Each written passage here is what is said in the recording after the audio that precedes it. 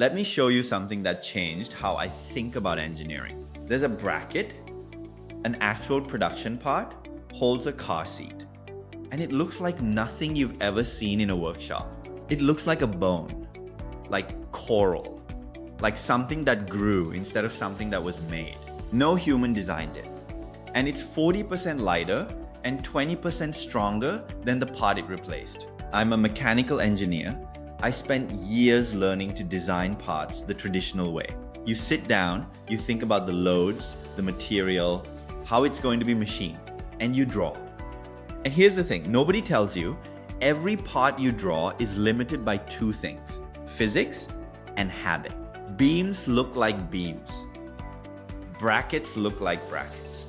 Because that's what we've seen our whole careers. Generative design throws that out completely. You don't draw the part anymore. You describe the problem. You tell the software, it mounts here and here. It carries this much load. It's aluminum. Make it as light as physically possible. And then the algorithm goes exploring. Thousands of shapes. It simulates every single one, kills the failures, evolves the survivors, like natural selection, running on a design problem in an afternoon. And here's my favorite part. The reason these parts look like bones is not a coincidence. Nature has been solving this exact optimization problem for millions of years. Maximum strength, minimum material. Your femur literally adds density along the stress lines and hollows itself out everywhere else. Topology optimization does the same thing.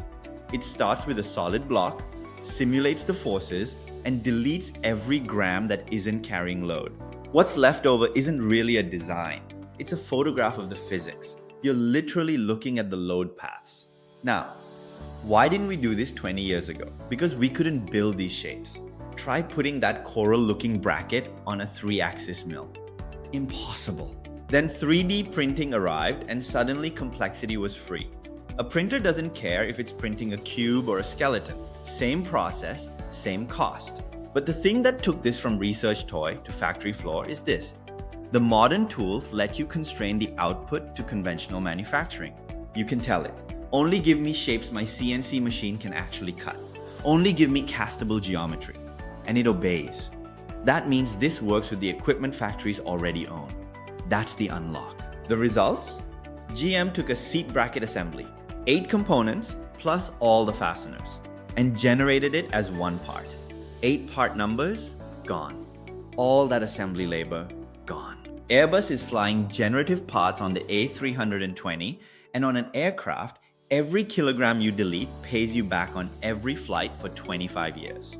Okay, the question everyone actually wants to ask, does this replace engineers? Here's what I've seen. The algorithm is superhuman at exploring. It'll test 10,000 options without getting tired or biased. But it has absolutely no idea what problem is worth solving. It can't tell you your load case is unrealistic. It can't notice that the requirement itself is wrong. Garbage constraints in, beautiful garbage out. It will happily optimize its way to a gorgeous, useless answer. So the skill that matters now isn't pushing geometry around a screen. It's defining the right problem. Loads, materials, manufacturing strategy, judgment. The engineer isn't being replaced. The engineer is being promoted from drawing the shape to directing the physics. Honestly, that's more engineering, not less. This is episode 1 of a series I'm doing on how AI is rewriting mechanical engineering. Next one is about simulation. Machine learning models that run FEA-grade analysis in seconds instead of hours. If you build things for a living, follow along. This is for you.